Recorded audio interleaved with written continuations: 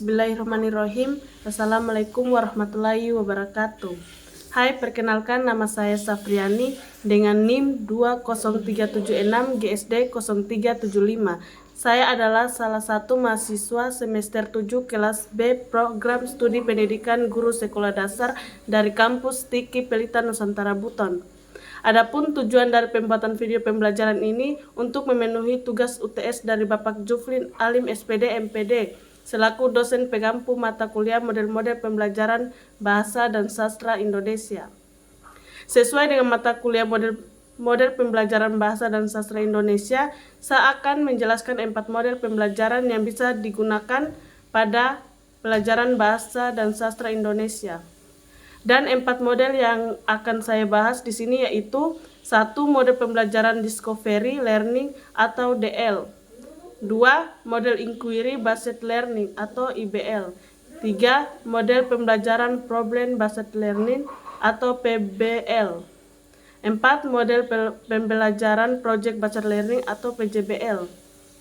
Teman-teman, yang perlu kita ketahui dan pahami bersama di sini bahasanya tidak semua model pembelajaran itu tepat untuk digunakan pada materi pelajaran, dan setiap model pembelajaran itu memiliki perbedaan yang terdapat pada bagian sintaksnya atau langkah-langkahnya dari masing-masing model. Untuk lebih jelasnya, simak video berikut ini dengan baik. 1. Pengertian model pembelajaran Discovery Learning. Discovery Learning adalah proses untuk memahami suatu konsep dari materi secara aktif dan mandiri untuk kemudian diperoleh suatu kesimpulan. Langkah-langkah model pembelajaran Discovery Learning. Yang pertama, stimulation atau pemberi rangsangan. Tahap stimulation ini artinya tahap memberi rangsangan.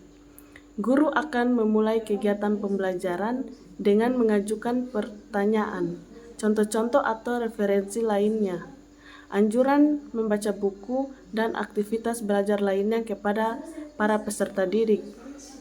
Yang kedua, pernyataan atau identifikasi masalah. Dalam tahap berikutnya ini, guru akan memberi peserta didik pernyataan atau identifikasi masalah. Guru akan memberi kesempatan kepada siswa untuk mengidentifikasi berbagai macam agenda-agenda masalah yang relevan dengan bahan pelajaran. Yang ketiga, pengumpulan data. Selanjutnya adalah tahap data, collection atau pengumpulan data. Saat eksplorasi peserta didik berlangsung, guru juga memberi kesempatan kepada para peserta didik untuk mengumpulkan informasi sebanyak-banyaknya yang relevan. Keempat, pengolahan data. Tahap data processing. Pengolahan data merupakan tahap di mana guru mengajak peserta didik untuk melakukan kegiatan pengolah data dan informasi yang telah diperoleh di tahap sebelumnya. Data dan informasi yang sudah dikumpulkan baik lewat wawancara, observasi, dan sebagainya. Kelima, pembuktian. Pada tahap ini, guru akan memberi peserta didik kesempatan untuk melakukan pemeriksaan secara cermat dalam membuktikan apakah benar atau tidaknya hipotesis yang telah mereka tetapkan tadi dengan temuan alternatif. Yang keenam, menarik kesimpulan. Ini merupakan tahap terakhir dalam Discovery Learning. Pada tahap ini, guru akan meminta peserta didik untuk menarik sebuah kesimpulan yang dapat dijadikan prinsip umum.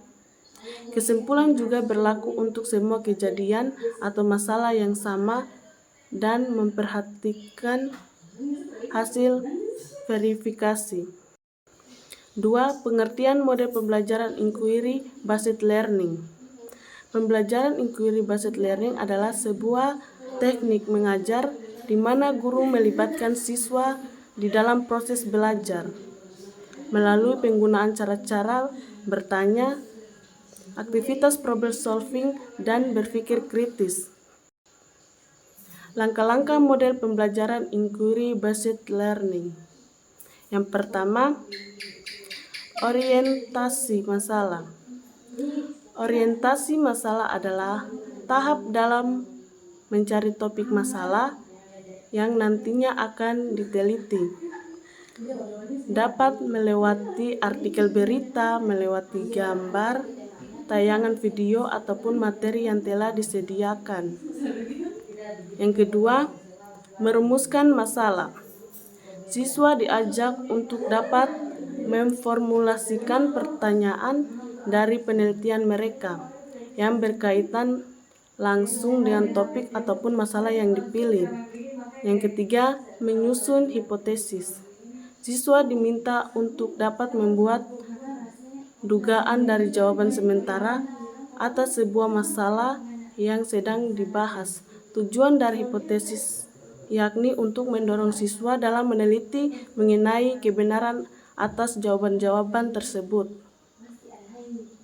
Yang keempat, eksplorasi. Siswa akan melakukan pencarian sebuah informasi melewati berbagai sumber, semacam buku, jurnal, internet, dan yang lain-lain, demi mendapatkan informasi yang relevan dengan topik ataupun masalah yang sedang diteliti. Yang kelima, menguji hipotesis. Siswa akan melakukan validasi hipotesis mereka dengan cara membandingkan informasi serta hasil penelitian dengan sumber lainnya demi memverifikasi valid ataupun tidak informasi dan juga hipotesis mereka. Yang keenam, membuat kesimpulan. Terakhir yaitu membuat kesimpulan atas hasil penemuan mereka terkait dengan masalah yang diteliti. Mereka akan membuat hasil penelitian serta pengamatan, pengumpulan data, dan juga pengujian hipotesis. 3. Pengertian model pembelajaran Problem Based Learning atau PBL. Problem Based Learning adalah model pembelajaran yang mengutamakan seberapa aktif peserta didik dan berpikir kritis, dan selalu terampil ketika dihadapkan pada penyelesaian suatu proses. Berikut 6 langkah-langkah model pembelajaran Problem Based Learning sebagai berikut. Yang pertama, orientasi masalah. Dalam tahap ini, guru terlebih dahulu memberi pemahaman dan penjelasan mengenai tujuan dari pembelajaran. Hal ini dilakukan agar menumbuhkan motivasi belajar dari para peserta didik, khususnya pada proses pembelajaran RPP Problem Based Learning. 2. Mengorganisasikan peserta didik. Tahap ini guru akan mengorganisasikan peserta didik ke dalam sistem belajar dengan memberi tugas setelah ditentukan topik dan penjelasan mengenai proses mengerjakan dan lainnya, sehingga hasil yang didapatkan sesuai dengan harapan. Ketiga, memberi bimbingan. Dalam tahap ini guru akan memberikan bimbingan pada setiap individu maupun kelompok. Tujuannya agar peserta didik bisa mendapatkan sumber atau referensi yang sesuai. Tentunya sumber yang dimaksud sesuai dengan permasalahan yang sedang dihadapi. 4. Mengembangkan hasil karya. Pada tahap ini, peserta didik mendapatkan bantuan dari guru, khususnya dalam mempersiapkan hasil dari proses pemecahan masalah yang sudah dilakukan, kemudian dibentuk dalam sebuah laporan. Kelima, melakukan analisis dan evaluasi. Dalam model Problem Based Learning, guru kemudian meminta para siswa agar merefleksikan serta melakukan evaluasi terhadap hasil yang diperoleh. Hal ini dilakukan dari sisi proses dan metode, karena itu harus dilakukan dengan sistematis. Keempat, pengertian model pembelajaran Project Based Learning atau PJBL. Project Based Learning atau PJBL adalah model pembelajaran yang menjadikan peserta didik sebagai subjek atau pusat pembelajaran, menitikberatkan proses belajar yang memiliki hasil akhir berupa produk. Artinya, peserta didik diberi kebebasan untuk menentukan aktivitas belajarnya sendiri, mengerjakan proyek pembelajaran secara kolaboratif sampai diperoleh hasil berupa suatu produk. Itulah mengapa kesuksesan pembelajaran ini sangat dipengaruhi oleh keaktifan peserta didik. Adapun sintak atau langkah-langkah model pembelajaran project based learning adalah sebagai berikut. Yang pertama, menentukan pertanyaan mendasar. Sebelum masuk ke materi, guru harus memberikan pertanyaan mendasar terkait materi yang akan dipelajari. Pertanyaan tersebut bisa dikemas dalam studi kasus di dunia nyata, dilanjutkan dengan penelusuran lebih mendalam. 2. Menyusun desain proyek bersifat kolaboratif, artinya kerjasama antara guru dan peserta didik. Pada desain ini memuat sejumlah poin, misalnya aturan main aktivitas dan presentasi. 3. Membuat jadwal aktivitas. Setelah guru dan peserta didik menyusun desain perencanaan proyek, dilanjutkan dengan membuat jadwal aktivitas. Adapun contoh jadwal aktivitasnya adalah sebagai berikut. Menentukan timeline pengerjaan, menentukan deadline pengerjaan untuk perencanaan baru untuk menyelesaikan proyek, memberikan bimbingan bagi peserta didik yang menggunakan cara di luar proyek. 4. Melakukan monitor pada perkembangan kinerja peserta didik. Selama peserta didik mengerjakan proyek yang ditugaskan, guru harus aktif memonitor kegiatan mereka. Hal itu bertujuan untuk menjaga agar suasana belajar tetap kondusif. Kegiatan monitor bisa dilakukan menggunakan alat perekam atau rubrik. 5. Menguji hasil kinerja peserta didik. Tingkat pencapaian peserta didik dalam menyelesaikan proyek yang ditugasnya akan diuji dan dinilai oleh guru. Penilaian ini diharapkan bisa memberikan umpan balik bagi pemahaman peserta didik. Hasil kinerja juga bisa digunakan oleh guru untuk menyusun strategi pada pembelajaran selanjutnya. 6. Mengevaluasi pengalaman. Evaluasi pengalaman berupa refleksi dari kegiatan yang sudah dijalankan. Pada tahap ini, guru bisa melakukan diskusi ringan dengan peserta didik terkait pengalaman selama mengerjakan proyek. Perbedaan dari discovery learning dan inquiry based learning dilihat dari aspek pendekatan pemahaman, di mana discovery learning lebih menekankan pada penemuan konsep oleh siswa melalui eksplorasi mandiri tanpa panduan langsung.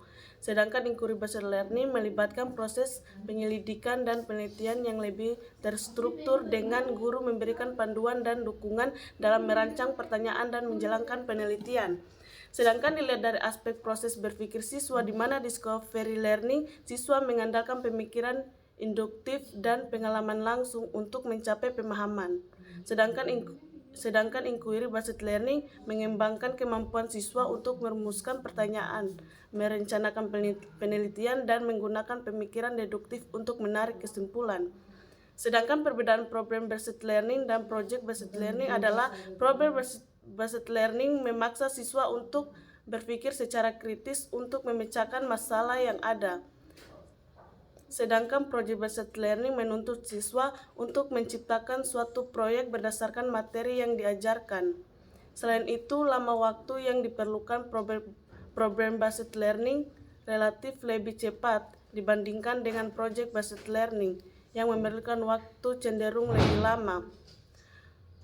Oke, itu tadi hasil presentasi saya tentang penjelasan 4 model pembelajaran dan perbedaan-perbedaan dari keempat model tersebut. Lebih dan kurangnya mohon dimaafkan. Semoga materi ini dapat memberikan manfaat teman-teman yang nonton. Wassalamualaikum warahmatullahi wabarakatuh.